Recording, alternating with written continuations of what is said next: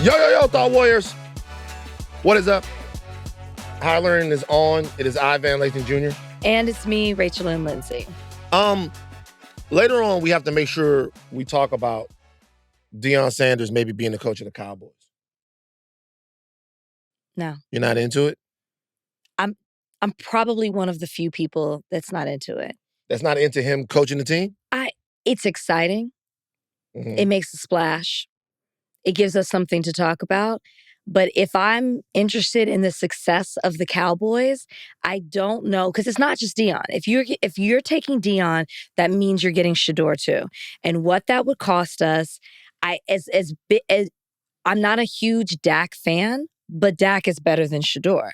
So with the money that we've spent on Dak, to get Shedeur, are we losing Micah Parsons? What are you talking about, money? Shedeur's a rookie. I will read you something. Okay, show me. Yeah, it's like if you draft Shedeur, he's gonna be cheaper. Yeah. You're talking about the trade value. Yes, would be open to taking on the Cowboys. Allegedly, it's being reported that Jerry Jones would be open to taking on the $104 million dead cap hit in order to trade Dak Prescott and secure Shedeur and Deion. So you're trading the trade. Because the guaranteed money owed with Dak's contract. So it's essentially you're choosing between two quarterbacks, and it would be way more expensive. Shedeur, but here's the thing, though: when you say that Dak Prescott is better than Shedeur or Sanders, right now, that's what I'm saying. But if you're going to draft somebody number one, then that's going to be or wherever the Cowboys are drafting. Where the Cowboys drafting? 13. Well, so they definitely would have to trade up. But if you're going to trade up, I guess the question would be: do you think that Shedeur Sanders is going to be a better quarterback than Dak Prescott? You know what? I'm going to be very honest. I don't care because I'm impatient. I'm not ready at the moment. I want to win in the next couple of years. He's not going to give us that next year. So for me, it's like, what weapons does Dak need? If O-line, more receivers, do we building up the secondary? What do we need to get us there immediately? I don't have the patience to wait for Shedeur to turn into an all-star quarterback. It's over for Dak.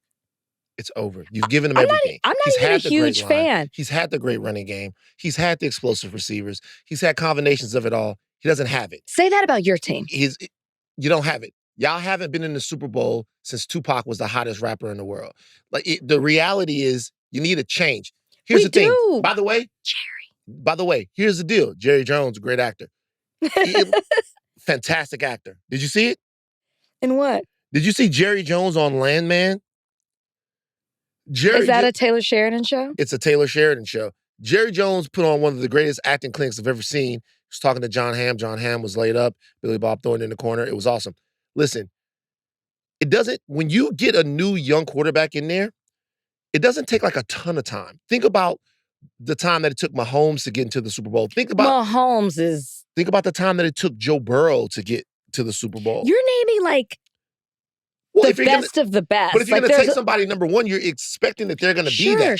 So you would say, maybe not within 2 seasons, but maybe within 3 seasons, 4 seasons. I have the patience. What do you mean you don't have the patience? Y'all been waiting since 96. This year killed me. This year we didn't even have hope. The last time this season killed me. Time the Cowboys were in the Super Bowl, I was a virgin. I'm serious. It's been a long Let's start fucking that. time. The last time the Cowboys were in the Super Bowl, I was a virgin. Clinton was president. Nigga, this was a long fucking time ago, man. Dial-up internet. No cell phones. There was some cell phones. Like cell phones like we have now. If you had the Zach Morris joint. Yeah, but we weren't walking around with those. But it was pagers was running this shit. VCRs. We were just learning about CDs. Yeah, CDs. We had CDs, but we were still fucking with tapes. We still had cassette tapes. A lot of shit going on. Biggie was alive. It's been a long fucking time. So to me, it shouldn't be about, I'm not a Cowboys fan, but it shouldn't be about how fast things are going to happen. It should be about the efficiency. That's easy to say when you're not a fan. That's true.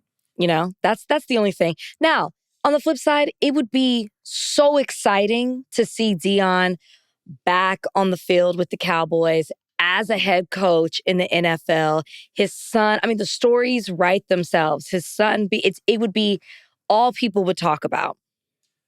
And I don't know. I've been talking to Deion has done a fantastic job, particularly the second year at Colorado, and overall changing Colorado's culture and making them relevant again.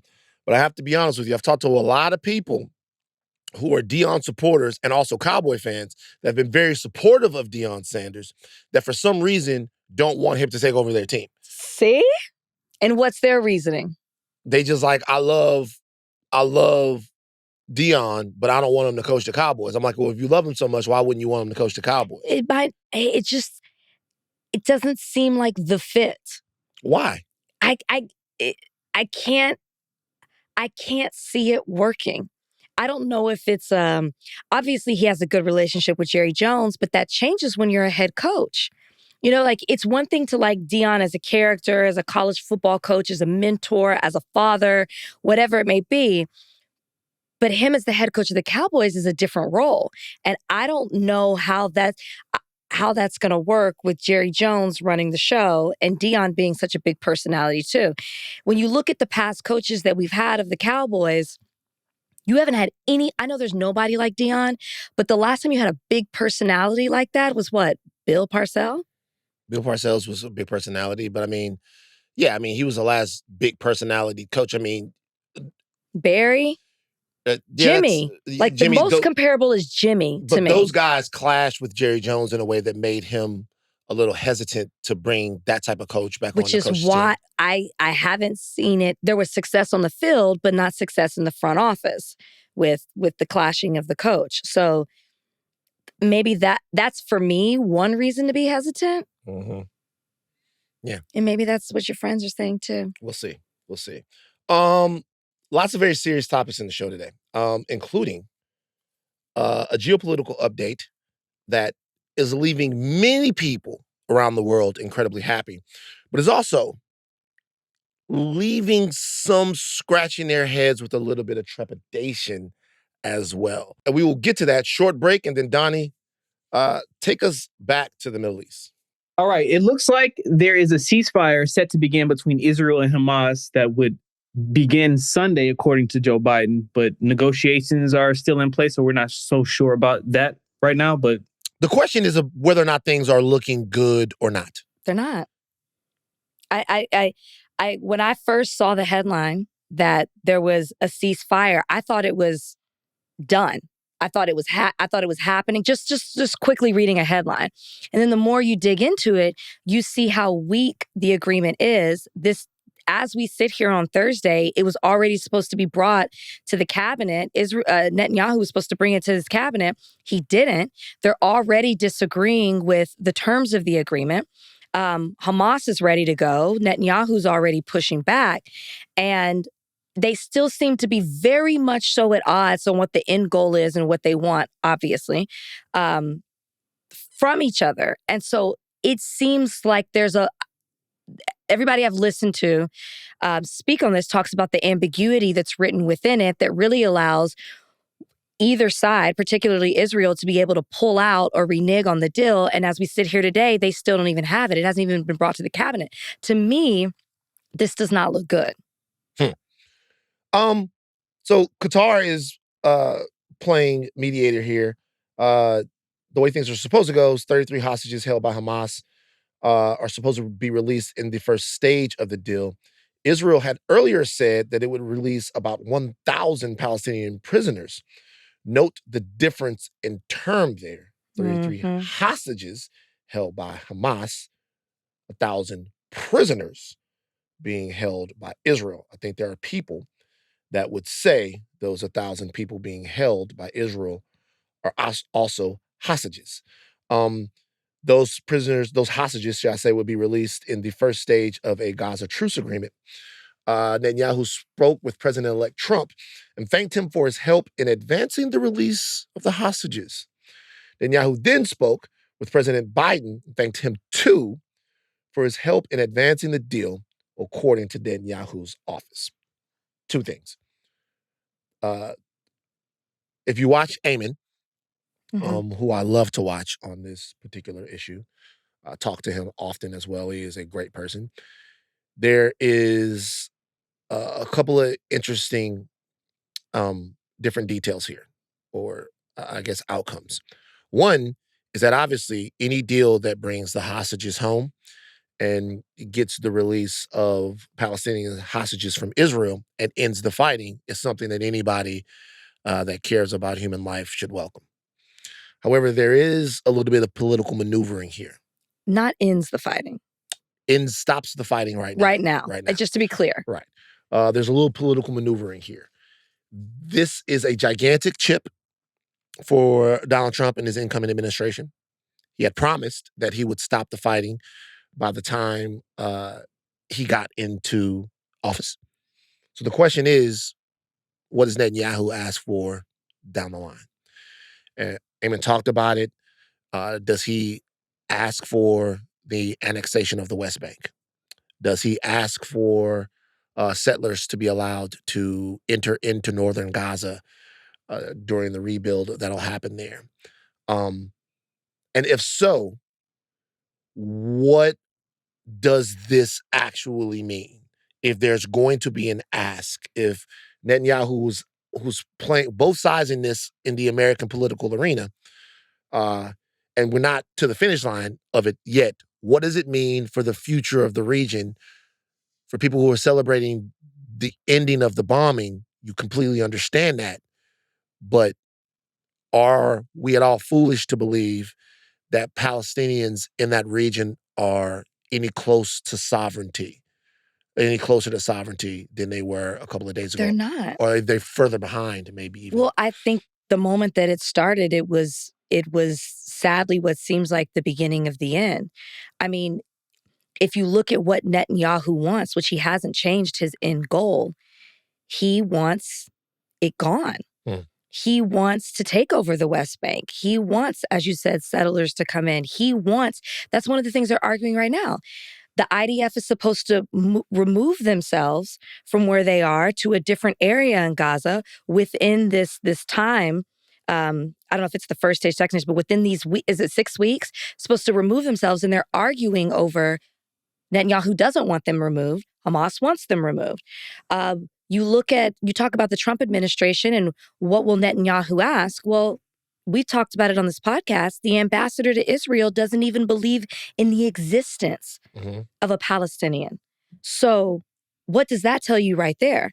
The end goal is to take away Palestine and from Netanyahu's standpoint, and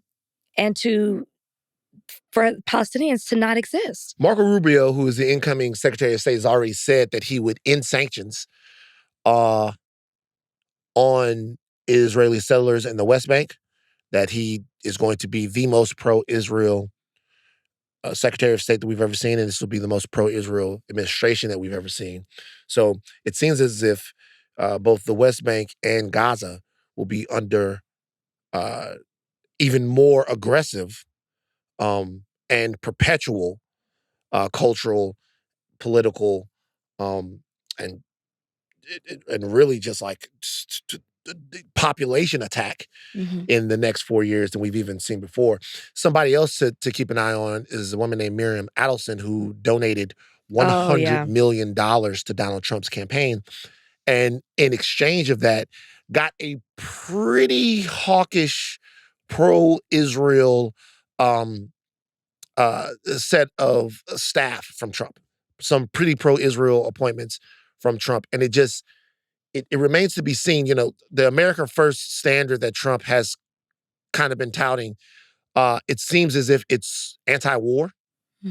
But then the question becomes, that's what they say they're anti-war, they're, anti-terror, crazy military spending, pro-efficiency. The question is, what if Netanyahu wants American troops involved in an attack on Iran?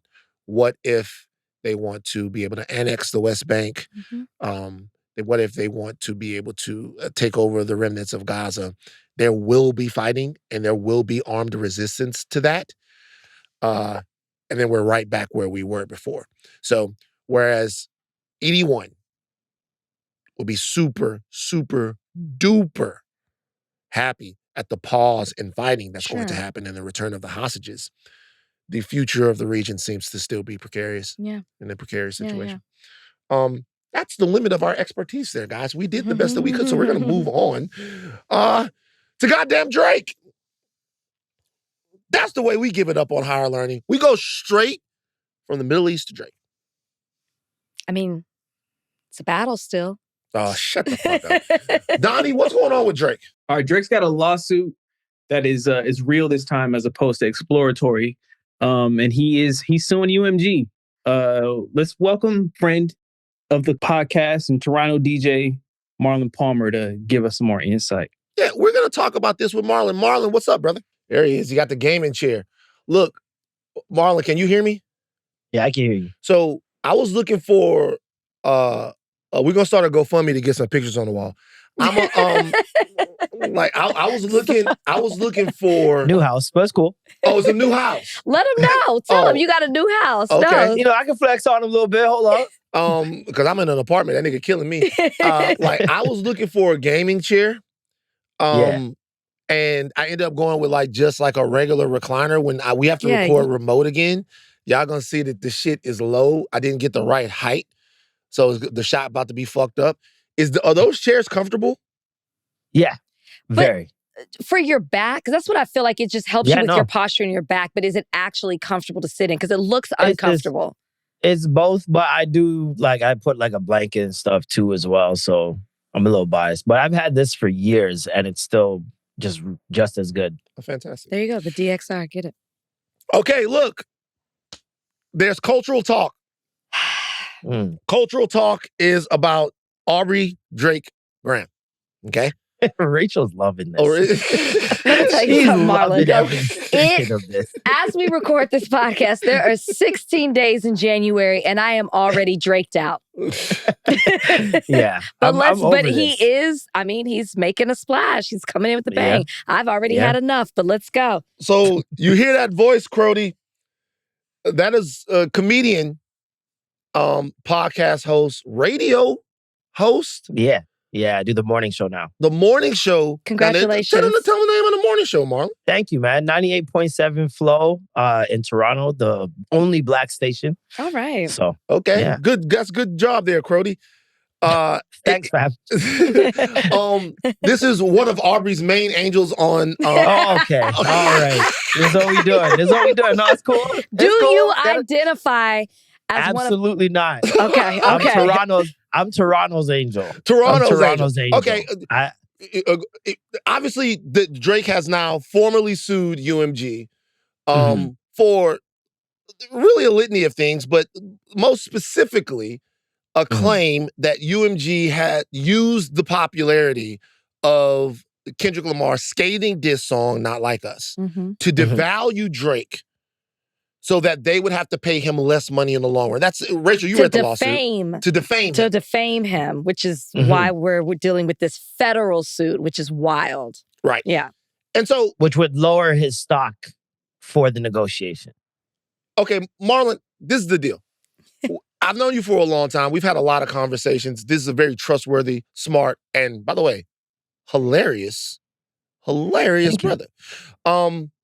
You being a huge Drake fan, which I get it. It's a very cultural Toronto thing. Drake has been running hip-hop for a long time. What do you make of this lawsuit? Seriously now, because the petition was filed, and the petition was filed in order to... Rachel, what is the petition filed for?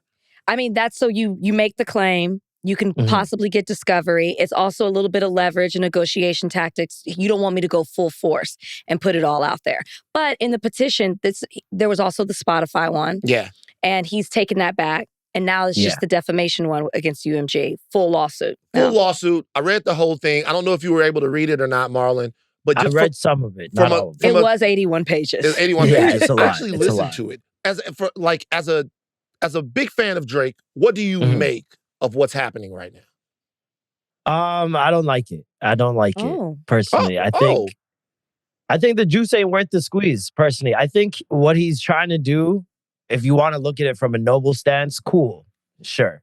But the stance that matters is hip hop. And ironically, I think that he's lowering his stock doing this in order for him to make more money. I don't think he's going to make more money out because this alone has damaged his reputation like crazy. Like way more than the diss song ever did, I would assume. I think way more than the diss song even did. This filing has hurt his brand. Gotta be honest with you, not what we brought you on here for. Like you turned into one of Aubrey's demons. It's like not what we brought you on the podcast for, Marlon. Listen, I'm objective, brother. Okay. I'm just calling it how I see it. But like, Van called you one of Aubrey's angels. You got your horns out today, okay? And your pitchfork, fine. You joined my side.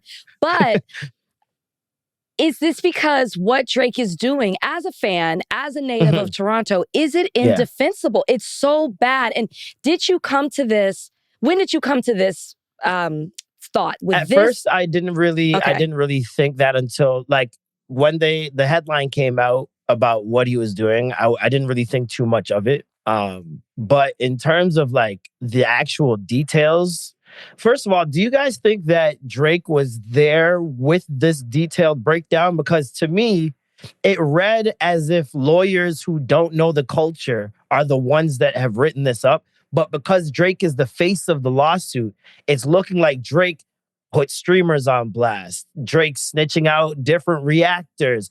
A lot of these things that I think, especially the whole claim of Kendrick being from Oakland in there, that doesn't read as Drake. Drake knows Kendrick's not from Oakland. So let me tell you something. Let me be honest with you. Number one, I have to lay responsibility at Drake's feet for this, right? Mm-hmm. However, I completely agree with the meat of what you're saying, immunity pause.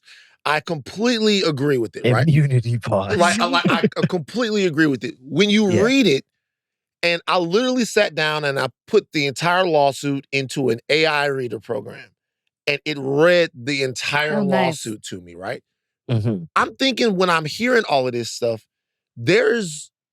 he's got to be getting such bad advice. There's no way that somebody would, knowing how things are and knowing culturally how optics and the substance of something like this matter, to throw in people like Kai and all of that, people who are universally loved, and then pick a fight with them as well. I'm like, this reads like somebody who doesn't know what they're doing. And he has never in his career come off like somebody who didn't know what they were doing. Exactly. And I think even when the streamers aspect is what really got me, because he's friends with half of those guys. Half of those guys he's spoken to, half of those guys he's promoted or put in his story. So I'm like, I don't think that he even read the full lawsuit before he went out. I think he has trusted counsel that he's going to and hoping that they handle this correctly. But I think you still need someone in the room to be like, nah, that ain't it. And it doesn't seem like when you're reading this lawsuit that there was anybody, even black, in the room. I mean, okay.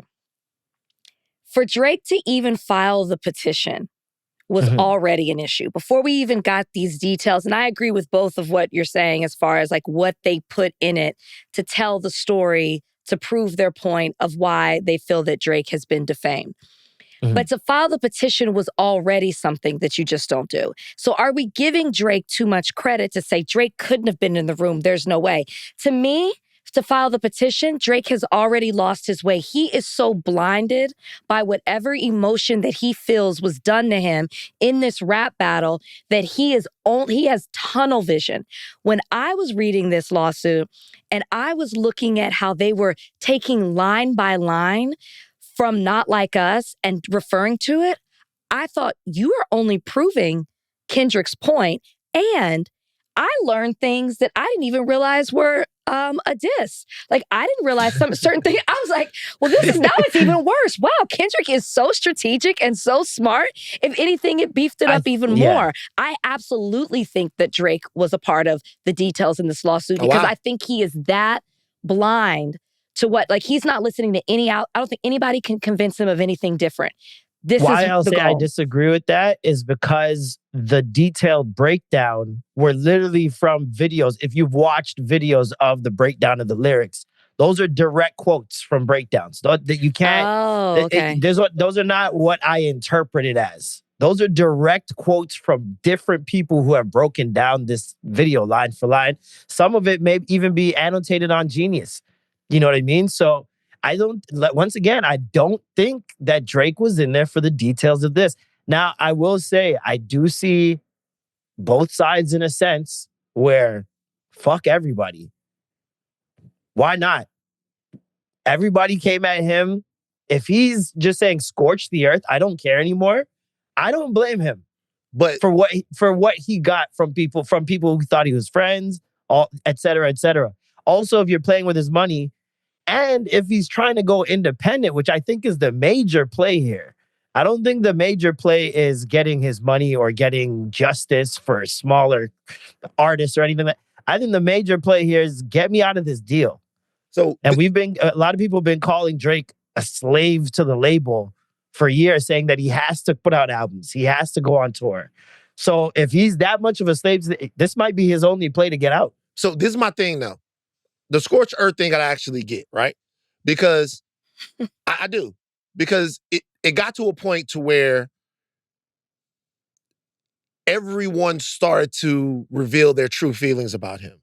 And that's a situation that no human being wants to be in. Sure. You don't want to be in a room with a bunch of people. I've said this before on the podcast that you were smiling and pouring up with, and then all of a sudden, one nigga in the room goes, fuck you. And then everybody goes, yeah, fuck you. And like, that's a bad feeling to have. Sure. However, if you are in that feeling and you in the cafeteria and that happens, you fight all of the students. You do not go run tell the principal.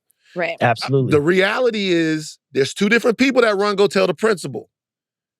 The white boys go run and tell the principal. If it's 1 against 20 and you go scorched earth, then you beat up everybody, you fuck everybody's girl, you even set the cafeteria. Well, I don't want to say that now. But you either like you destroy the whole cafeteria before you run and go tell. Running and going telling and filing paperwork. First. Well, he fought first and he lost first, and then he came back. This is the last thing that you can do. This is what happened. This is what really happened, though, if we put into that analogy. 20 came at him. He fought all 20. He got blamed for fighting all 20. You should have focused on the one that started the fight. Then on top of that, everybody told you it was your fault. Everybody in the cafeteria that watched it said you started it. Well, that's what's happening. Well, he didn't. I think but to your point, I think UMG had like the best response about this lawsuit because they said that Drake has intentionally and successfully used UMG to distribute his music and poetry, blah, blah, blah, to engage in conventionally outrageous back and forth rap battles to express his feelings about other artists. And now he seeks to weaponize that to silence an artist's creative expression. I said, that is it. Said that this man was beating up his girl. Period. Said that this man was beating up his girl. It was fine when he did it. It was a problem when they do it. Said that this man was beating up his girl. Said that this man, that Dave Free was this man's kid's dad. Said all of this stuff. All defamatory shit, by the way, right? Hold on. Okay. They're even missing the point in saying that, or they're willfully trying to sway the audience away, because the point is that they disproportionately promoted the song that did that. Not that they put the song on platforms or allowed it to be released, but that they disproportionately promoted the song in ways that we've never... I was playing Boys to Men and Not Like Us came on after I Swear. Like, what are we talking about here? Yeah. But that's after I'll Make Love to You, why is Not Like Us in my algorithm? That is not normal. And that is what he's talking about. When people are saying Certified Lover Boy on Siri and it's going to Not Like Us, that is the problem. It's not that they let it be released. Do your thing, because then now we're talking about lyrics. And Drake has gone on record in 2022 signing that rap petition against the use of lyrics in a court case. Yeah. So that we're not talking about that. And that's what I'm talking about when people keep focusing on the lyrics and Kendrick. It's not about that. It's that what they did to promote the song is the problem. But it's bullshit. If they did nothing to promote the song would have went. But it's bullshit. I think the song would have went popular and did what it did. Right. But his lawsuit is about defamation, not about how many times it was played. It's what was said. It is about a lyric. He is saying the lyrics defame Drake. It is about the lyrics. It's not about how many times the song was played. He's just mad at the success of the song. It's about both. No, it's about both. It's about the fact that it's about the fact that they endeavored to artificially promote a song that defamed him. Okay, but the legal claim, I mean, I'm just saying that is part of it. I get what you're saying, like to beef it up, but as far as like proving it, it's what was said. How would that be classified if it was, let's say we take the defamatory part out and they just propped up this song way more. They cheated, essentially. Is that against the law or is that just ethically wrong? Well, no, I mean, it would be, so in my opinion, it would be ethically wrong or conspiratorially, corporately unethical to promote a song specifically to devalue an artist that you are then entering a negotiation with. Yeah, I don't know if it's illegal, though. I don't know if it's illegal, but that... It's not illegal, right. Which is why the defamatory, I think that's why they have to go the defamatory route, because the crux of his argument is about the promotion. But if there's no legal standing around that, then he can't sue for that. Let me ask you a question. Because I follow you on Twitter just looking for reasons to argue with you. What did you say about Not Like Us directly after the release of the song on the day that the song was released? I said it was hard. Right. You said it was a bop. And the song is a bop. It is. You guys, Not Like Us caught on from the moment the record dropped. Yeah. Now, I don't like absolutely from the moment the record dropped. Him complaining about the fact that the song became so popular to where everybody was on it. Bro, within 7 or 8 hours, people were going nuts over Not Like Us. Absolutely. If they're promoting the song, in my opinion, they're promoting the song based upon the consumer demand to hear the record and to listen to Drake talk about this when we were subjected to a endless battering of One Dance, an endless battering of Hotline Bling, an endless battering of God's Plan. By the way, all of these records are songs that I love. I love them. I love these records. I love Nonstop. I love Mob Ties. Drake is a fucking fantastic artist. But for him to be complaining about somebody being beat down by a record when we have been held hostage by Drake records that we loved for a long time is just rich. And it seems like he's trying to take hip hop's ball and bring it back up to Canada. Well, he did that for a few years already. He did that. He did that for sure. But he was the man. Rachel don't like that. I like Drake's music. I just don't like what's happening. And for me, as I've already said, I'm Draked out. I just don't understand where you go from here. You talked about, him going scorched earth and him being independent. Immediately when you said that, I thought, well, he's got to, because what he's doing is challenging one of the keystones of hip hop with rap battles. He's complaining about it. He's whining about it. Something that's the very essence of it. And to me, he's making a mockery of hip hop, of rap in doing this. And so I'm like, he is. Okay. He is. Rap battles are part of it. And and it feels very sore loser-like to me. And I so understand. As a fan, where does Drake, what do you do? People will listen to his music, but reputation-wise. Yeah, I think you got, I think when I think about Tekashi and his snitchery and what he did to hip-hop, he still had fans, he still had a following, and he's not even half as talented. But it's over now, I'm really not... It's over now. But does Tekashi care in the way that Drake does? Does he care about what the public thinks in the way Drake does? Because that's also what's behind this lawsuit. Oh yeah, no, Tekashi definitely cared. He definitely cared. All he cared about was what the fans thought.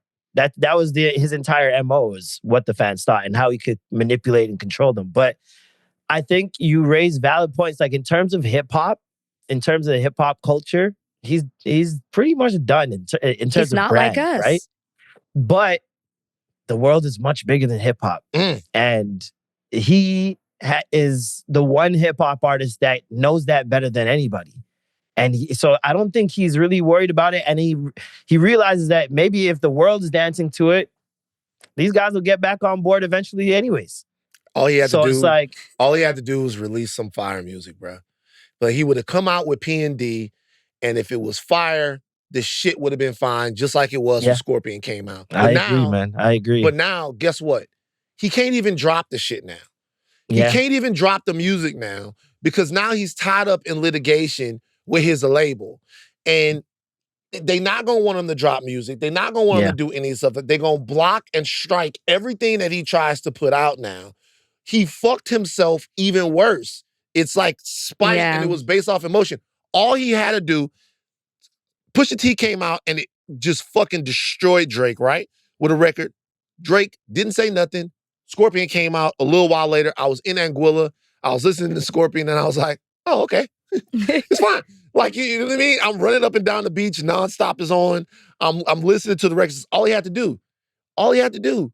But also, the label, remember during the beef, and I think that this is the problem as well, is I think he had major issues with the label before this even began. Yeah. Sure. Because when the beef was going on, he was dropping on Instagram.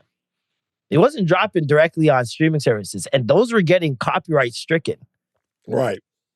Which, that never happened once to Kendrick. Well. Same label. Well, I mean. Dropped it on Instagram. Same thing. I thought he dropped it on YouTube. Well, he dropped it on both. He dropped it on both. But also Kendrick, and to the point, so there's a different narrative about why Kendrick was doing some of the things that he was doing now. Mm-hmm. The narrative initially was that Kendrick wasn't striking anybody that was putting his records up because he was giving content creators the freedom and the leeway to run with the records and make them into a bigger thing. And everybody was like, oh my God, everybody's eating off, not like us. Drake goes, no, that's not what was happening. What was happening is they were doing something finicky to make sure that the record was everywhere, something that they never do. And the question then becomes, which narrative is right? Because there's a holistic narrative that says, Kendrick Lamar's for the culture. So use the record, do all of this stuff. We're not going to copyright strike you. We want the record to be big. Then the other narrative is, it's not true. You're not copyright striking anybody because you want the record to be big so that it devalues Drake. And you would normally do that if not for the fact that you also have this artist that you're about to go into a contract negotiation with. And by the way, but let me add that the articles came out that Kendrick said this. Kendrick is the one that said, let them do it. Let them do when it. Kendrick never said anything, apparently. Well, we haven't heard from them. Well, wait. Hold on for a second. Hold on. But hold on. Wait. Because I could get some people on the phone right now to clear this up. I'm not going to do it. Let's do it. But we don't know if that wasn't their thing. We haven't heard from them yet. He could have suggested it. Now. We're not going to hear differently now. Well, we might. If the label did it, you're not going to hear different from Kendrick's camp now. I mean, but Marlon, the point is, even if they did do that, the record still would have been. You can't do that. It because would these have. Reactors, but these reactors have millions of fans. Like, they're not talking a small little pool and reactors just do. They have millions of fans, some of which probably didn't even know about the beef. But the problem is this, though. They weren't reacting to the record because UMG told them to. They were reacting to the record because Drake dropped, I think it was Family Matters, and then literally minutes after he dropped it, Not Like Us came out, and it was a dance song that people. No, it was Meet the Grams. It was Meet the Grams. It was Meet the Grams. Excuse me. Yeah. Yeah. It was. Wait. Not Like Us came out the next. It was Euphoria. Morning, I believe. Yeah. Meet the Not Grams Like Us came out the first. next day at like lunchtime. It was Not Like Us came out. We're like, what? Like 2 in a row? Wait, hold on. That's why the impact was yeah. Meet the Grams came out right after. We kind of just 30 minutes after. We blew over it because Not Like Us came out. And then he dropped again. Yeah. So anyway, I think that the fact that he doubled up, thanks for catching me. I think the fact that he doubled up and he came back and the song had a beat to it and the certified, I don't want to get sued, And so all of that stuff, I think it was genuine. Now I can't speak. No, I believe you. I think it was genuine, right? It was a great song. I will say this. I have spoken to some people in Drake's camp. Okay. Like literally like ensconced in Drake's camp. And I know that the impetus for this lawsuit is very real. And it's not just coming from, I can't speak on what Drake thinks or how Drake looks at it, but I can speak about the fact that there is a belief that Drake, over the course of his career, has played the streaming game sort of fairly, and other people haven't, right? So I had a conversation, and these people were talking about how certain people bundle, how certain people bot, how certain people do all of this stuff.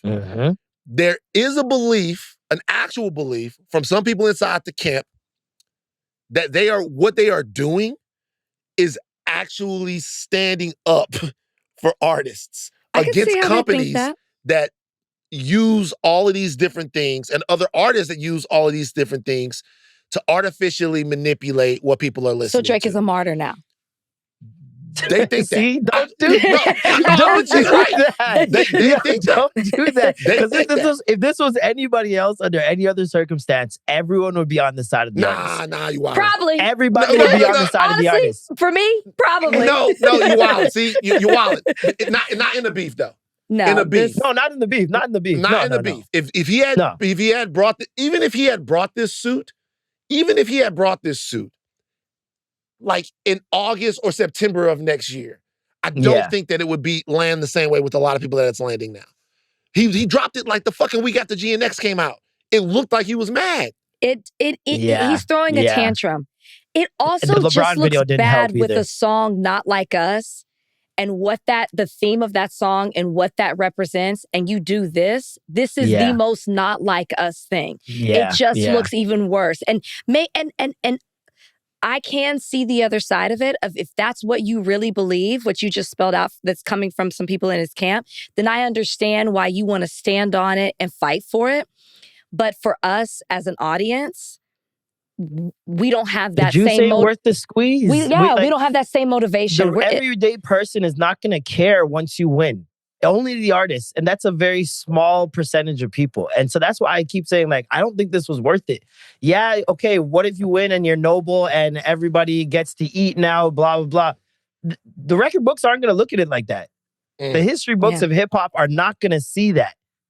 All they're going to see is that you sued after a rap battle. Well, and that's why I just don't think it's worth it. What genre you think he's going to next then? I think he's staying right where he is, man. I think he's staying right where he is. All right. First of all, just, we let y'all into hip hop. We let Toronto into hip hop. And y'all sued us and shot We've been in hip hop, sir. It's very true. We've been in hip hop. Y'all sued us and shot a black woman. So I'm letting y'all know. And that's the problem. Toronto as well. down bad. Y'all are making us, Be honest, y'all are making us a monolith. We are not Toronto down bad right now. We are not. Everyone is not Drake, and that's why I say I'm Toronto's angel. I haven't been protecting Drake. I've been protecting the city because I feel like for some reason this is being reflected on the city, and what that man does has nothing to do with us. Oh, shut the fuck up! He's the sixth guy. No. Will you? I believe when you're in trouble. Will you go to the Kendrick concert in Toronto? No, I've already been to Kendrick shows, like 3 of them. So I've been to like 6. Let's keep going. I've been to Kendrick shows. I went to SZA's last one. I'm super good. And the prices are expensive. What if Van and I come? Van and I are planning on coming. I'll be there. Okay. So you don't have to pay. Come. Come with us. You good? Bet. Okay. Yeah, you good. Wear your Toronto's Angel shirt. I'll be there the whole week. I'm wearing my prayer hands. All right, brother. We appreciate you, man. Thank you for joining us. Tell people where they can follow you and follow really, really talented, smart brother. Thank you, bro. Really talented, smart brother. Tell people where they can find you, Marlon. Once again, Marlon Palmer, aka That Dude McFly. You guys can find me on Flow 98.7, 6 to 9 a.m. every weekday. Extra Gravy Show every single Wednesday. We talk about pop culture, all the things we talked about today, basically. All right, my man. Appreciate you, brother. Appreciate you. Thank you, bro. I'm going to call a quick audible here. We're going to talk to Sam Lewis from the Anti-Recidivism Coalition in a second. We're going to talk to him about some of the incarcerated firefighters. We promised that we would give you guys more research, more expertise on that. Mm-hmm. But I want you to hear something, Rach, and I want to get your reaction to it. This is a new segment we call Rach Reacts. Okay? Well, we spring something on Rach that she hasn't watched yet and just get her reaction in real time. Rach reacts to Donnell Rawlings being on Club Shay Shay, one of the hottest podcasts in the world right now, and talking about how Black artists, particularly Black comedians, don't set up the same infrastructure for each other that white comedians do. Donnie, roll it. That's what them white boys have figured out a thing to do. They figured out a way to make each other rich. Yes. They support each other. They have a system. They just support each other. They have a system. They have a system. All right, this person, okay, let's say, guess what? Everybody ain't gonna be the funniest, but who's gonna be the best business people? Who's gonna be the best hustlers or whatever? And they have a system that they make each other stars. Mm-hmm. Why? Black people don't do that. I want you to be a star. I just don't want you to be bigger than me. So if that means, Then you don't want me to be a star. Yeah, okay. Well, I want you to be a That's star. why you don't want you. Oh, nah, let me be a star first. Right. They don't look at it like that. No. That crew, they can say, I don't give a where is that sense of unity? Oh, is that the end? That's the end. Is he specifically talking about comedians, or is he just saying in general, as a community, Black people don't support other Black people? So I think he's talking about specifically the Joe Rogan infrastructure that exists with comedians. What Rogan has made. Maybe explain some of that to people who aren't comedians. familiar with like the Kill Tonys of it all and all of that. Right. So there's a Rogan wing of comics. Like if I'll go a little deeper. So it used to be back in the day that if you were a comic, you would get invited on Def Jam. I like that you said Def Jam. Is that not what it's called? Yeah, it's the Def Comedy Jam. Yeah. Yeah. But that's not what I was talking about, but I like that you went there. Oh, okay. Because there was a thing that we did for each other. But sorry. It was Def Comedy I'm Jam. jumping It was Russell Simmons. Okay. Yeah. Hey, there you go. Def Comedy Jam would put you on and you would go up there and you would do your thing. But that's not what I was talking about. Okay. I'm talking about the white people. What I'm talking about is The Tonight Show with Johnny Carson. So you'd get to a point in your career where you'd go on The Tonight Show with Johnny Carson, and it was just the biggest deal in a comic's career. Because you're standing up there, you're in front of Johnny, and you're making people laugh, and it's, back during the monoculture, everybody was watching it. And monoculture. And then there was a thing where Johnny would call you over to his desk, and if he wanted to have a little chat with you, that meant that he really likes you. And you were pretty much on from that. And I watched the documentary one time where comedians were talking about it, and they were getting weepy. Like I watched Drew Carey like well up with emotion at about the time that Johnny Carson called him over. That now is essentially Joe Rogan. Joe Rogan is essentially now the podcast to where if you're a stand-up comic and you get invited on Joe Rogan, you've made it. There's about to be a career change for you. Honestly, Andrew Schultz, his career completely changed.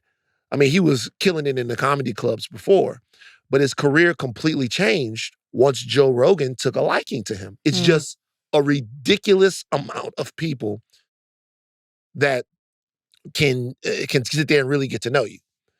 And so now, but Rogan is supportive. And these guys, the Kill Tonys, Andrew to a degree, not so much in the inner circle of that, but other comedians that are in that they orbit. They all have similar kind of...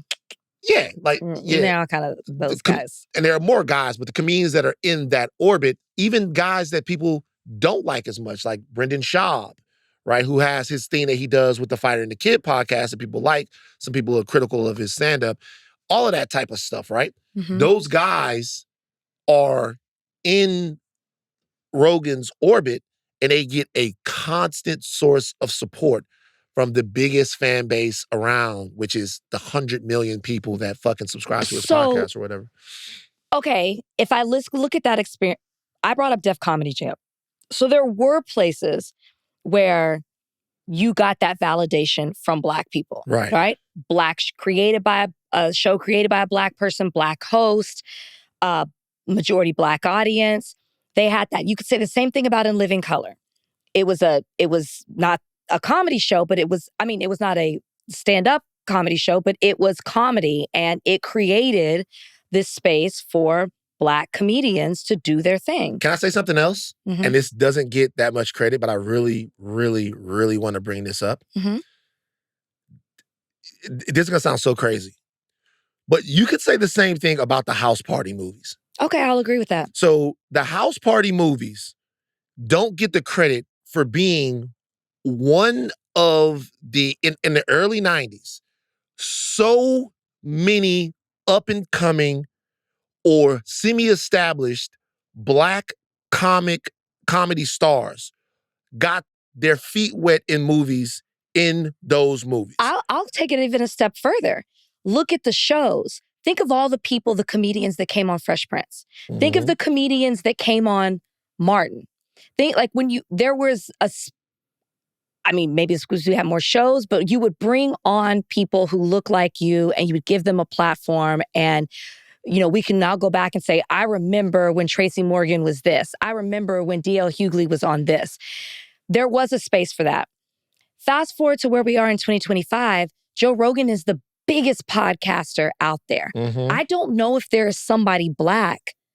Well, he's the biggest, so white man's the biggest, but who is on that level that could do that? I'm not disagreeing with Donnell. Obviously, the crab mentality exists. That school of thought exists for a reason. There is truth in that. But where is the space, or who has the power that can do what Joe Rogan can do for Black comedians? Like, who's the Black person that can do that? I think it's deeper. Okay. Certainly, the single biggest Black podcast, I mean, there are huge Black podcasters out there. Nothing like Joe Rogan. But right. I think it's deeper, and I think it's time that we get into the psychology of it. Okay. We talked about the fact that sometimes we don't like opening in our mail because we're used to getting bills. A lot of people were talking about that. It's just a fact, right? Yeah. Like, we're used to getting bills. Bad news. We're used to getting bad news. So when if you used to opening it up something and it's bad news, then there's a little, even me now, I'm decently well-resourced. I don't like getting bills because I remember when a bill wasn't something that you had to pay, it was a decision about what you were going to have to go without, right? Okay. There is a psychology of scarcity that exists with Black people, and we take that and we turn it into something that speaks to a character flaw. Like, we take something that's been engineered and we use it as a personality disorder. So when I'm saying, hey, I don't want to share, it's not that I don't want to share because I'm a bad person. It's sometimes that I don't want to share because I don't know where my next meal is coming from. Okay. Like, I don't know how to break it off properly because I don't look at it as feeding you. I look at it as eating less food. If you have always had food to eat, or if you've always had success, if you've always had opportunity, if you've always had access, it is a lot easier to share that success, those resources, and that access. That's not me giving Black people an excuse for talking negatively about each other or for not sharing opportunities with one another. It is saying that the way to change that is to think of opportunities, access, and advancement in solidarity. Solidarity means it's actually better that both of us eat rather than one of us eat off the other person. It's better, right? So I think when we look at why we don't do it, we point the finger at a bunch of people who are in some way defective. Mm-hmm. But what we're really talking about is people who realize that if they say the wrong word, if they make the wrong movie, if they vouch for the wrong person, then their careers are in jeopardy in a way that other people's aren't. Like there's literally a tape of Joe Rogan saying nigga 157 times. It didn't dent him. There are black comics and black performers out there that really, from all different audiences, including black audiences, if they run afoul of something, they're done.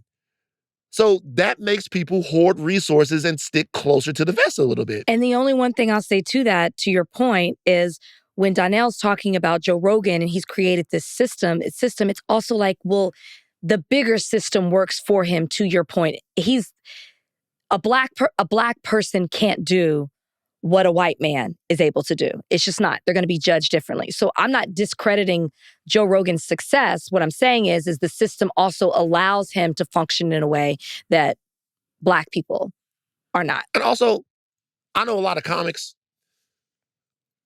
Comics are like rappers. Oh. Comics and rappers are like, comics to me, stand-up comics are rappers who tell jokes. And rappers to me or stand-up comics who rap over beats. It's like it's kind of the same type of mentality when I talk to a lot of to me, you don't meet a lot of happy rappers. Like you don't. You meet rappers that it's going good for them. And when it's going good for them, they're like, whatever, it's cool. But there's a reason why people not fucking with their raps. There's a reason why people not fucking with their music. There's a reason why. There's a big industry and there's politics and there's all of this stuff. And the most talented people don't always make it. Yeah. Right? And comics is kind of the same thing. When you're talking to a lot of different comics, you hear this person is making it because he's more palatable. This person is making it because he's in the room with the right people. This person is making it because he fucked the right people, he or she. This person is making it because of this. This person is making it because of that. I'm funnier. You put me in a room with people know I'll kill this room. I'll do this. So, and even despite that, I still see a lot of black comics, particularly in LA, that support each other. I see groups of them. I see people that do. That's what I was going to say. It's, again, Joe Rogan is another level, but I was giving examples from the 90s. I look at what Issa Rae is doing. I look at Tiffany Haddish, think about her what you may. She had a show where she was putting on comics that she liked. And she's one of the comics that has been put on by her. Yeah. And she's been put on. So there are spaces where we do that. So I don't like the absolute that we don't do that for each other. It's just not on the level of Joe Rogan. And I'm not saying that it can't be, but it's a lot harder for us to get onto that level, or we just don't have that same opportunity because the system doesn't allow it. But there are people putting other people on, black people putting other black people on. That does exist. You think it happens enough? I just don't think it's as loud. Because we do look out for each other. There's always going to be some bad ones that don't. Yeah. I just think that, once again, the most important thing in any functioning community or culture is solidarity. Of course. Like, why do you want to see somebody else do well? You know? Why? Why do you want to see somebody else do well? And are the way we've been sort of socialized is a competition for the white gaze. Who can be the one person that they let in? Who can be Eddie? Who can be Will? Who, I'm not saying that these guys, like, in any way, were done themselves down for white people, but I'm saying they only let the trickle in once at a time. Yeah. Kevin Hart's put people on. Kevin Hart puts a ton of people on. Yeah, I'm just thinking of, I keep thinking of more examples as we're talking Kevin about Hart's whole career, to me, is based around putting people on. But I'm just thinking of it, and he's done a great job at that. Yeah. So I'm just as you're talking, I'm like, Kevin Hart, that's like one of the biggest people we didn't name. Yeah. So a little pushback to Donnell. Yeah. Look, again, and really, Donnell, to be honest with you, and I fuck with Donnell. By the way, I'll tell you something right now. As I say this every time I talk about Donnell. He's funny. If we just talking about funny, just funny, like, it's not too many niggas that's funnier than Donnell Rawlings if you've ever seen him in stand-up. I saw him because he's he's cool with Dave Chappelle. Dave is and a guy. He opened for him. That's how I saw it. Dave is a guy that has made a lot of things possible for Donnell. So it happens. Okay, so question. What? Because doesn't Donnell say something along the lines of like, Joe Rogan posted me and I got all these subscribers? Yeah, I mean, Donnell's cool with Joe Rogan. No, I'm just saying, you just we are sitting here naming all these Black people that do support other Black comedians or actors or whatever it may be. Never mind. I'm not going to say it. I'm not going to say it. Are you saying that are you saying that Donnell gave Joe Rogan more props than he did Dave Chappelle? I'm not going to say he that. gives Dave Chappelle plenty of props. They're like best fucking friends. I'm not going to say that. But no, look, I understand that it always is not highlighted when it does happen, but I also understand that I get why sometimes we operate like we don't know where the next meal coming from. Yeah. Even if we up 100 million. Yeah. Bruh, last thing to say before I go. Like, I was talking to someone, very, very successful actor, right? Very successful actor. Successful actor, a television show, whole nine. We got cool when I was at TMZ. And I was talking about, it's like, so what do I do? Because at this point, maybe it's like 2016, 2017. This is before the Kanye thing, but I'm 36, 37. But I'm already looking at the fact that I can't do this forever.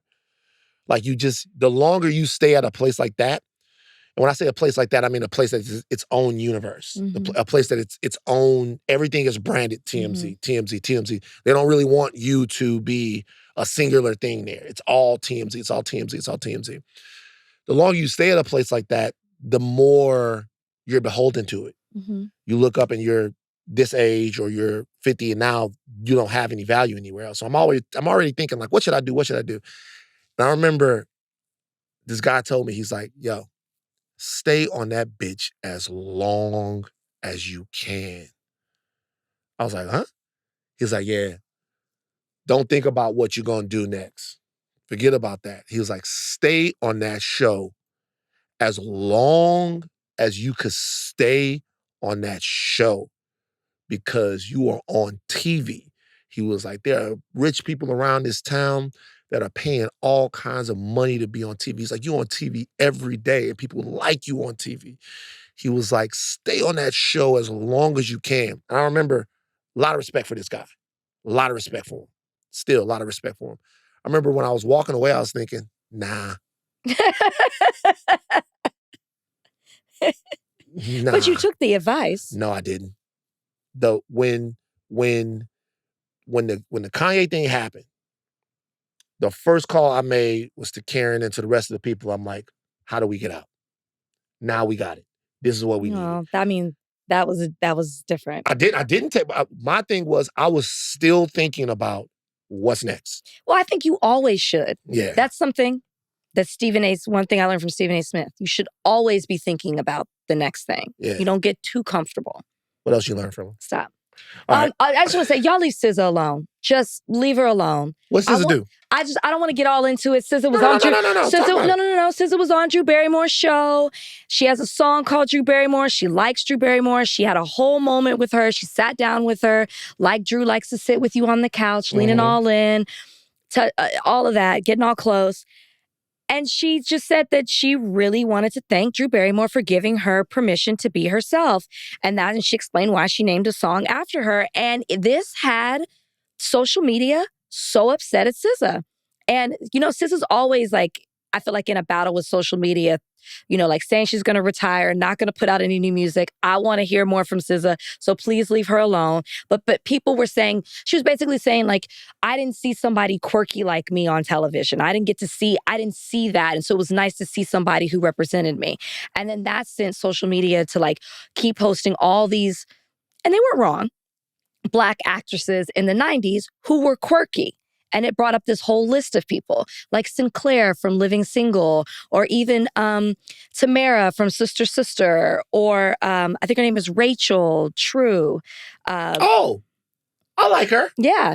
She was quirky when she was on that the show she did with Essence. I can't think of the name of the show right now. But was she in The Craft as well? She was in The Craft. Yeah. But like there are a number of quirky black girls. And so people took offense to it of like, why are you big upping this white woman when you did see yourself represented? Guys, I get it. I don't think it's that serious to be up in arms about. I do understand that it's like you're taking away from, especially during a time when SZA's 35, 36, something like that. Mm-hmm.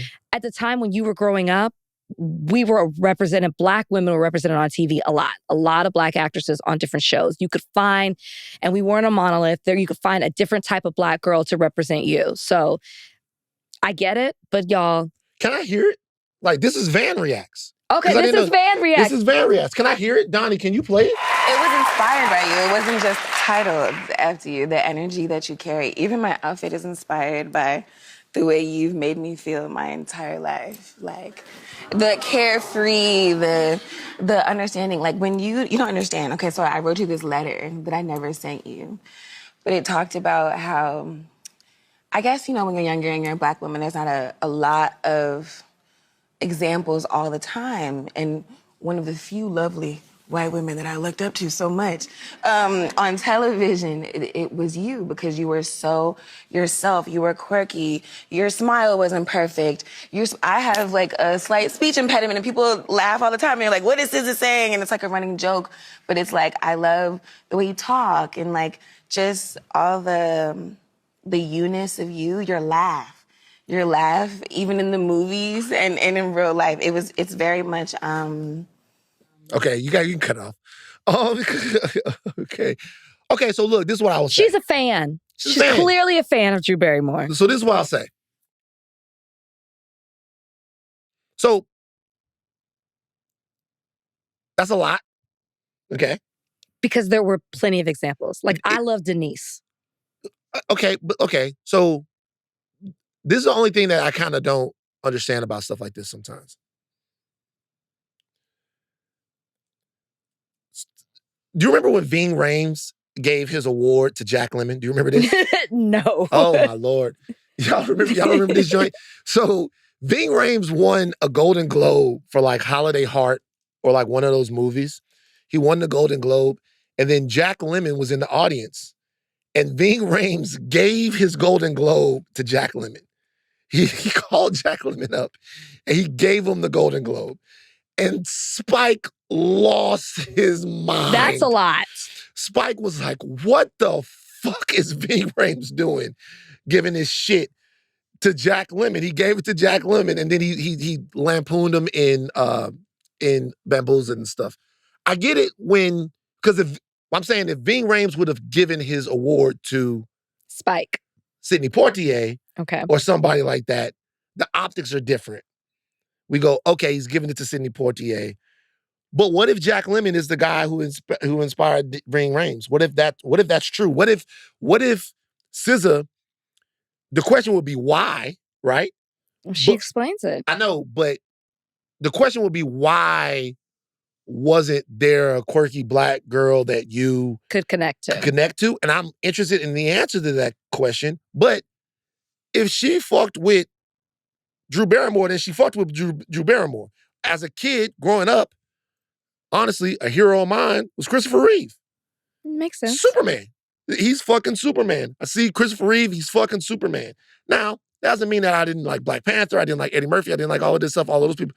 But if you were asking me right now, if Christopher Reeve were still alive and he walked into this room right now, I would be like it's fucking Superman. I would fan out, go crazy. It's Superman. Now, we could talk about all the reasons why, but if it's true, it's true. Right. That would be Lucille Ball for me. That's your white avatar? Mm-hmm. I hope she's not racist. I think, but she married a Cuban. Fought for that, for him to be on. We don't know. We don't know, but that is, I loved that show. Right. I could still watch that show and laugh the same way. And that would be my person. Right. So I'm saying, I get that people were like, if you say there were no quirky black girls, that's just a lie. So people are going to be like, these are the quirky black girls. Yeah. And I don't know why, man. When we're giving adulation to people, it just feels different when it's a white person. The video's worse. Oh yeah, I didn't see it. We have to, like, it just feels different. It feels like, can I have some more cornbread? It does. You know, That's what I was going to say about that. Oh, shut up. It feels, it doesn't, we not to the point, this is more a commentary on the fact that we don't feel confident enough in society right now to be big up on white people like this. The optics don't look good. And when you have the opportunity, when you have somebody who's as big of a star as SZA, you want to see them give their flowers to another Black person. You just do. So I get it. But it's not fair. They ran, but right. Because we all have that person. Yeah. It's mad. Like Larry David. It's a lot of people that I look up to. George Lucas, that I would want to be in rooms with that are white. But there's steps too far. SZA sitting on a couch on Drew Barrymore's show and saying, hey, this is what you meant to me is one thing. The Vin Rames thing, I'm watching. Nah, I'm watching the video. Rames, that's wild. You can't do that, Vin Rames. That is wild. That was bad. You can't shout them out. Say you meant something to me. Fine. Give you my award was crazy. Spike was good. People say what you want about Spike. And if there was one director I would want to sit down with, actually, I got a chance to be interviewed by Spike not too long ago. It would be Spike for me. But Spike used to go crazy, but Spike never went crazy for no reason. Spike would call some shit out, but he never would call some shit out or go crazy for no reason. Very sad news. David Lynch, director of Twin Peaks, Blue Velvet, has passed away. He was 78.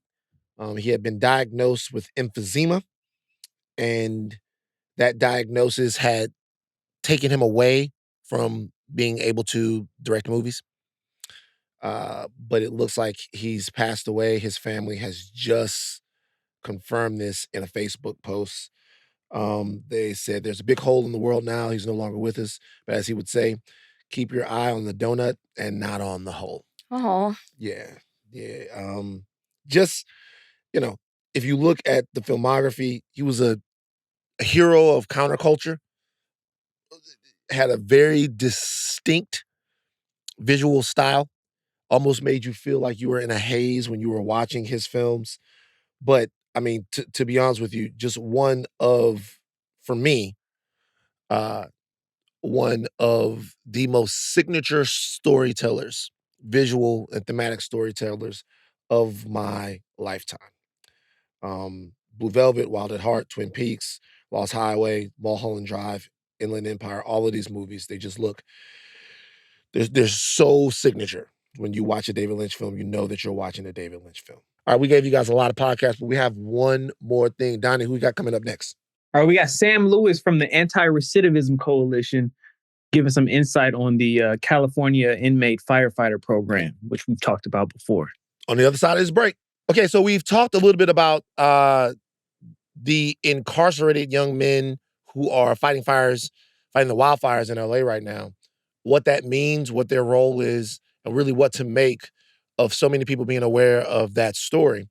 And we have somebody here who can talk to us a little bit about not only that, but more broadly about how society should view the roles of incarcerated people as they reintegrate to society following their incarceration.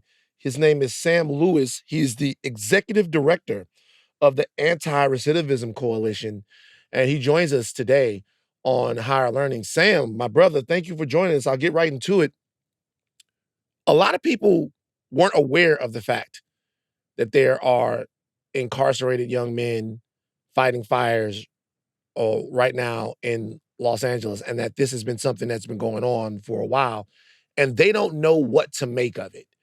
How should they feel about that, given all the different circumstances that go into those decisions being made by those young men and for those young men? So first, thank you for having me. Greatly appreciated. Great questions. How should they feel? I think the best way for us to view this is out of the lens of people who are actually doing the work. And I'm in base camps where they come to rest pretty much every day. I'll be there this afternoon. I was there yesterday, the day before.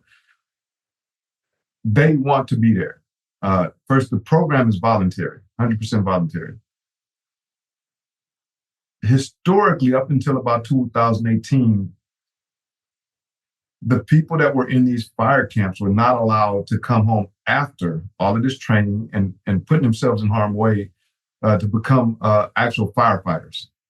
And then in 2018, we advocated to Governor Brown, who agreed that this was not equitable, and put money in the budget for the California Wildland Fire Department to create a training program in conjunction with CDCR, the California Department of Corrections and Rehabilitation. And since then, we have helped place over 200 formerly incarcerated men into firefighting careers.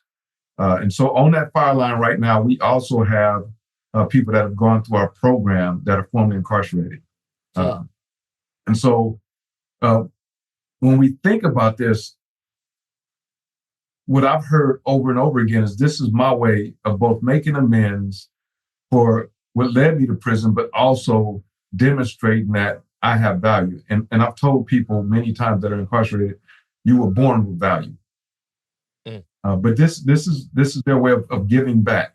And sadly, from a tragedy of this size, we finally see or are beginning to see the humanity within our system. Like, these are people that are volunteering to put themselves in harm's way to save other people's property. Do they have to do it? Absolutely not. Literally, every one of these people can walk away right now and go back and say, I don't want to be in fire camp. And they would just go back to the institution. There would be no write-ups, just be like, I don't want to be here, I'm afraid. Or I don't want to put myself at risk anymore. And they can go back to the institution that they're in and finish their time and still get time off in another job. They could be a porter, they could work in the kitchen, they could do anything. But they choose to be on these fire lines. Why? It's a calling for some. I met this young man, Derek Williams. He's now a full Cal Wildland firefighter. Let me just share a story. So he was at 15. He was sentenced to 50 years to life for being involved in a violent crime where he was an aider and abetter. A law that ARC helped pass, Proposition 57, allowed him to come back on appeal as a juvenile conviction and go to the youth fire camp, the only youth fire camp in California called Pine Grove. And he fell in love with firefighting. He was released and he goes to the Ventura Training Center to get all of his training, and then they were going to deploy him. And he calls me and he says, before they deploy me, can you take me in the juvenile hall? I want to talk to the young people that are in the units that I used to be in.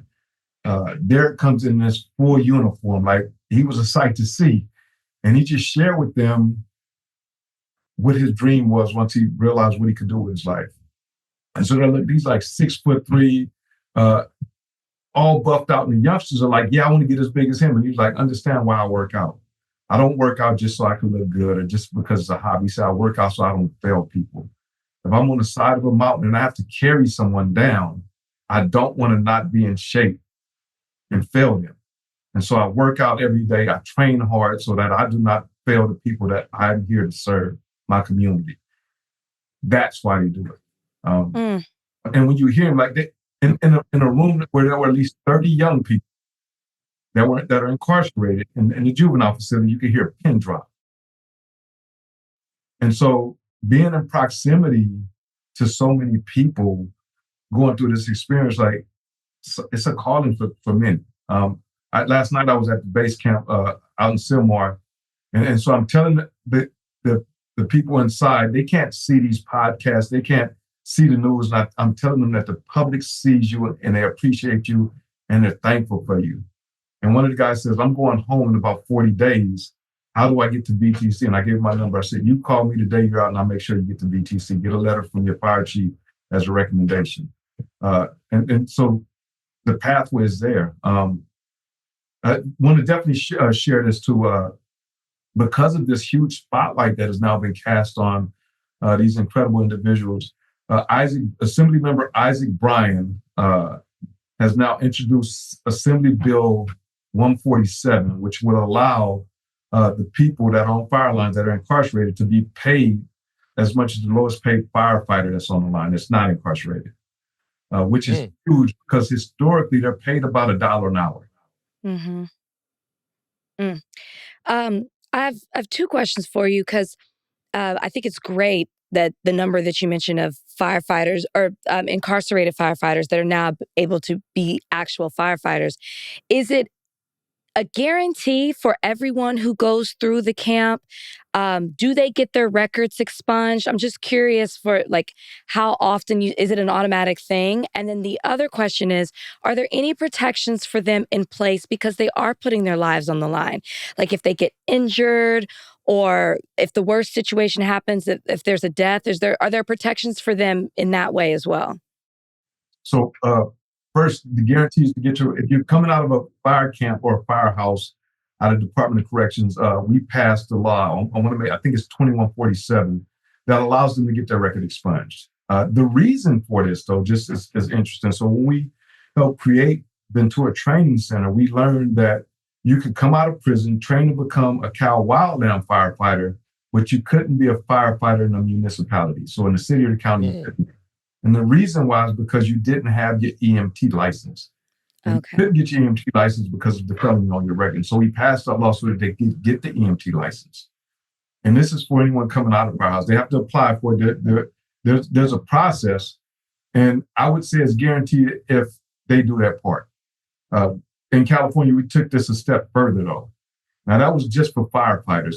About 2.5 years ago, we passed Senate Bill 731, which now allows about 98% of people who have been incarcerated to get their record expunged. In fact, November 9, 2023, I had my record expunged, and I was convicted of murder and attempted murder and spent 24 years in prison. And so there's a process that I had to go through. I had to go to court. I had to speak to a judge. I was represented by an attorney, which all of the public defender's offices and community-based organizations like ours are helping people. So it's available both to our firefighters that are on the line, our hand crews, and those that are just formerly incarcerated. For the protections, I'm not aware of any protections, death benefits, or anything like that. However, with the introduction of this legislation, I think everything's on the table. People see these human beings that are doing hard work to save them, and they don't have to. And I think because of this and the visibility, people feel the justice and the equity needs to be given to them also.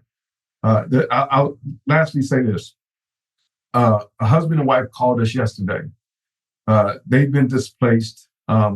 Their homes evacuated and they hadn't lost their home, but they said when they were leaving, they saw all these guys in orange. And they were on the side, they were knocking down all the underbrush. They didn't know who they were, they had no clue. And then they watched the news and they were like, how do we help? They literally called, they didn't know anything about it. We just want to give them something. So there's so much that's being offered now. I think what we do is we continue to push this momentum, both for the people that are on the fire lines that are incarcerated, but also for people in general that are incarcerated to demonstrate, one, true equity has to come to all people. Just because people have made bad choices or done bad things doesn't make them bad people. If they're willing to absorb the resources and the opportunity to become the best version of themselves, we should provide those opportunities as a society. Well said. A couple of things. What type of prisoners typically volunteer for fire camp? Is there any requirements of you? Do you have to have good time served? Are there any behavioral requirements?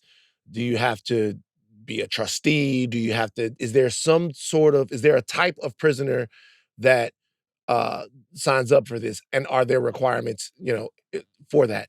Secondly, the debate now is about obviously inmates working, how they're paid, the labor that they do, and the term that people say is this is slave labor.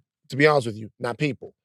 I said on the past podcast that they were essentially using these brothers, these black and brown young men, as fire slaves and out there getting their work, putting themselves in harm's way for cheap labor, the same way you see in my home state of Louisiana. You see brothers on the side of the road working with some guy on horseback. When you pass by Angola, it looks like it's out of 1855.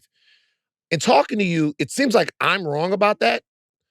And it seems like the debate, when people are having that conversation, might be too narrow. So I want you to speak to that, but then tell me the type of prisoner, first off, that goes into that. Are there any requirements from the incarcerated people that go into, that endeavor into this type of activity? Absolutely. Great question. So first, there are restrictions. For instance, if you have escapes on your record, you can't serve at a fire camp. Okay. You can just walk away from a fire camp in Minneapolis. There are no gates or fences or barbed wire. That's one. Two, you cannot have been, I think this obviously will be convicted of arson. Right. There's some other restrictions in terms of what your commitment offenses are. I don't have a full list of them, but I know those are the two major ones. And then you have to apply. So you're inside prison. You decide you want to go to a fire camp. You go to your counselor. You say, I want to go to fire camp. You have to apply. And then the fire camp has to accept you. Oh, I see. So you're asking to go, and then they have to accept you.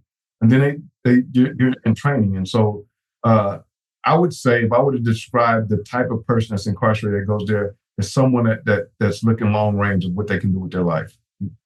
I'll ask that question too, because I'm going to the base camp this afternoon out in the Rose Bowl.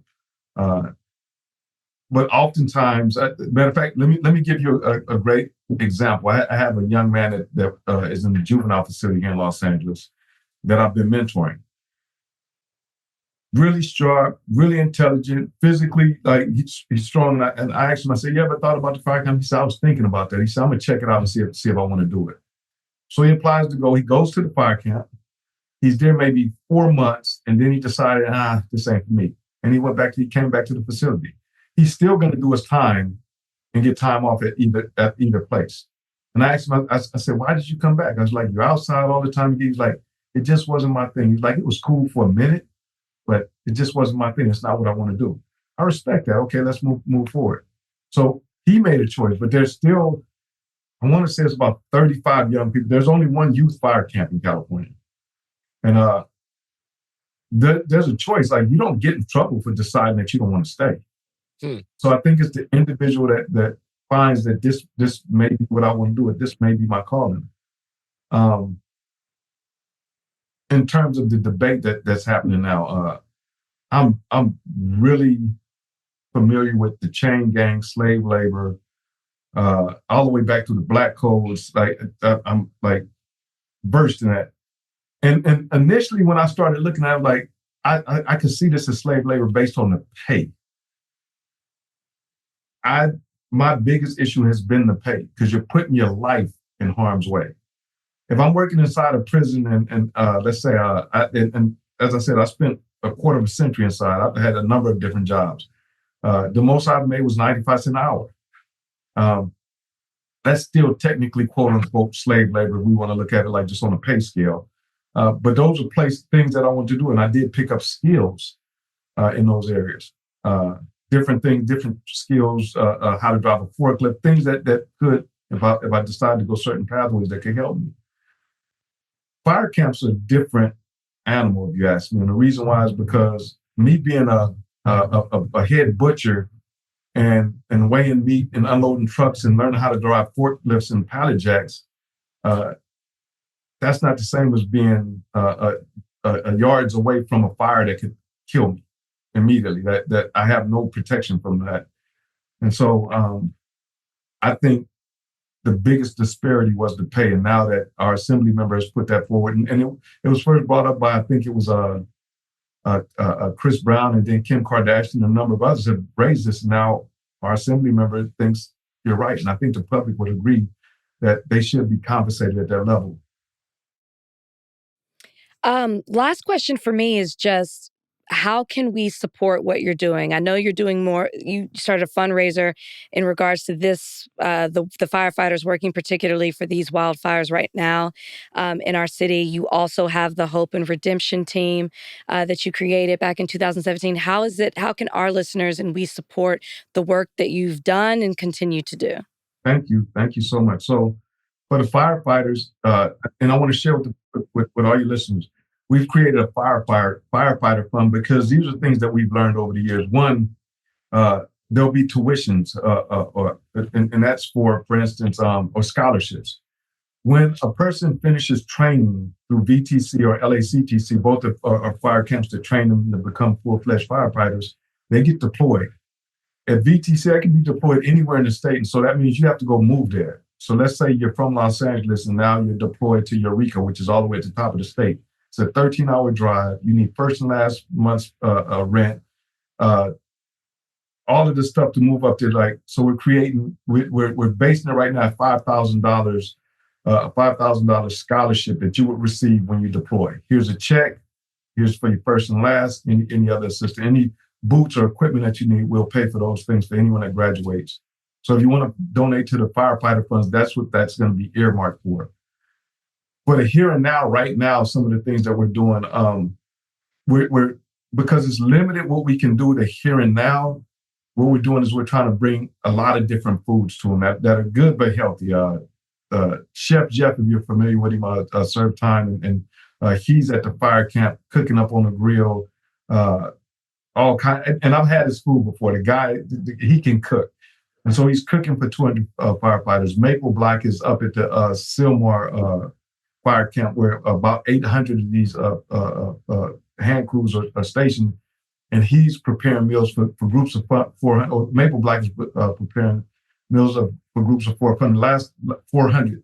Last night they had pulled pork sandwiches with vegetables and mashed potatoes, and yes, I did taste it. It was pretty good. Mm-hmm. Then in the morning they get these amazing breakfast burritos, and so that if you want to donate to that, that's also available for the now. For our work that we're doing, you can go to our website, look at the work that we're doing. What we would love to do is be able to help other states replicate some of the programming that we're doing, like the Hope and Redemption Team. The Hope and Redemption Team is made up of former lifers that go into prisons and run rehabilitative programming.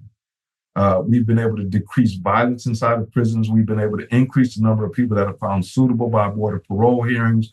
And we've been able to definitely support them as they transition out of incarceration and never go back. And in the past 5-6 years, California's closed 5 prisons. That's historically unheard of in this state. And so we definitely played a role. We may not be the only factor in it, but we've definitely played a role. And so if you want to donate to that, you can to the Hope and Redemption Team. That's available. But we also have other needs. And here's a great example. People coming out of prison need therapy. People that are in prison need therapy. And I say that from this perspective. I never saw myself as a victim. I've been shot, I've been stabbed, been in more fights than I can count, but I never saw myself as a victim. But as I've been out of prison now for 13 years, I've seen some of this stuff come up, and I began to understand what triggers me and how do I deal with those things. So I began to go to therapy. It's allowed me to take a whole different stance on life and elevate to a whole different level.